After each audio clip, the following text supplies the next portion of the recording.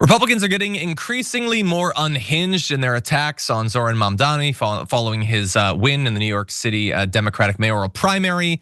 And they're really being led by the top. Take a look at what Donald Trump had to say in a recent press conference.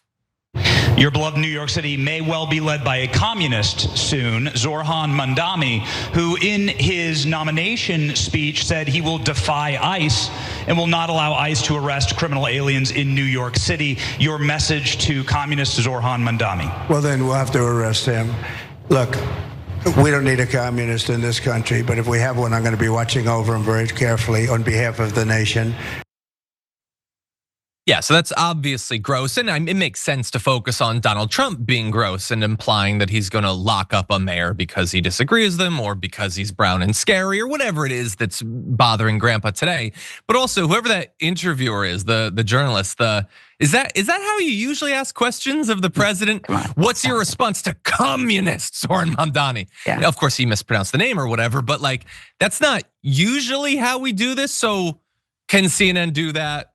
You know, in regard to Republicans, fascist, blankety blank, can we just do that now? I mean, it's clear, but anyway, this is how you other people and all of that. They're very comfortable in this because he's young and he's popular and he's connected with voters and he took down a political dynasty in the Cuomos, and so he must be stopped. Not by campaigning against him or running a good candidate, but you deport him and or lock him up. And so that's what they're talking about. And not just prompted in interviews like that, but Donald Trump goes on Truth Social and says, as president of the United States, I'm not gonna let this communist lunatic destroy New York. Rest assured, I hold all the levers and have all the cards. I'll save New York City and make it hot and great again, ew, just like I did with the good old USA. So all of this is very strange in the way that he always is, and there's propaganda and there's weird race stuff in it. So that's what he has to say. Mamdani responded to this, saying this: the president of the United States just threatened to have me arrested, stripped of my citizenship, put in a detention camp and deported, not because I've broken any law, but because I will refuse to let ICE terrorize our city, you know, like actually protect the people that live there. His statements don't just represent an attack on our democracy, but an attempt to send a message to every New Yorker who refuses to hide in the shadows. If you speak up, they will come for you. We will not accept this intimidation. That Trump included praise for Eric Adams, which he did, in his authoritarian threats is unsurprising, but highlights the urgency of bringing an end to this mayor's time in City Hall. At the very moment when MAGA Republicans are attempting to destroy the social safety net, kick millions of New Yorkers off of healthcare and enrich their billionaire donors at the expense of working families, it is a scandal that Eric Adams echoes this president's division, distraction, and hate. Voters will resoundingly reject it in November.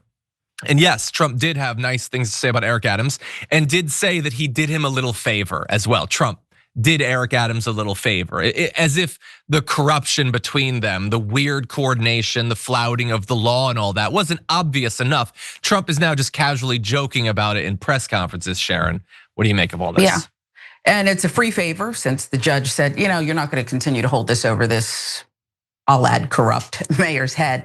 Here's the thing, the reporter that you asked about, who probably you could trace his bloodlines back to McCarthy, he's one thing, right? And the Truth Social post is outlandish, that's another thing.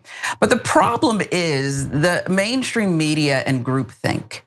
I watch the weekend shows, the Sunday morning shows, and they're going with their own form of dogged questioning on one thing, one aspect that is perhaps, depending on what you believe, overblown and not representative of who this individual who has captured portion of the electorate is. It's just that way. And so the problem with this is mainstream media picks it up and is pigeonholed in a way.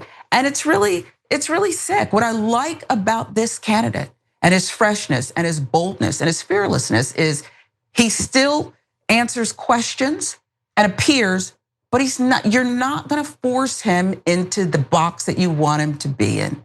He's a real person with real ideas, real commitment. You can disagree or agree, but he's gonna stay true to what and who he believes, what he believes in. So it's unfortunate, but it's propaganda. I don't even know if a Putin press conference would go down like that. It would be a little more, nuance to it. But this is here we are. Yeah, no, 100%. It's disgusting. It's sad, all of this. It is interesting that the media can, like, setting aside whether the attacks on him about globalize the intifada or whatever are accurate or not, that they, in this case, I guess, can return to, the things that people say matter. I mean, maybe you're lying about it, but regardless, we care. Donald Trump just yesterday was joking about these migrants, we're gonna teach them to zigzag when the alligators come after them. Is anyone even talking about that today? Like, that's bad. That was yesterday's news. We don't care. We're moving on. When Lauren Boebert or Marjorie Greene call their colleagues jihadists for being Muslim, whatever. Who cares? They're Republicans. You can't have any standards for them. The only people you can have standards for is, if you're being generous, Democrats, more specifically, progressive Democrats.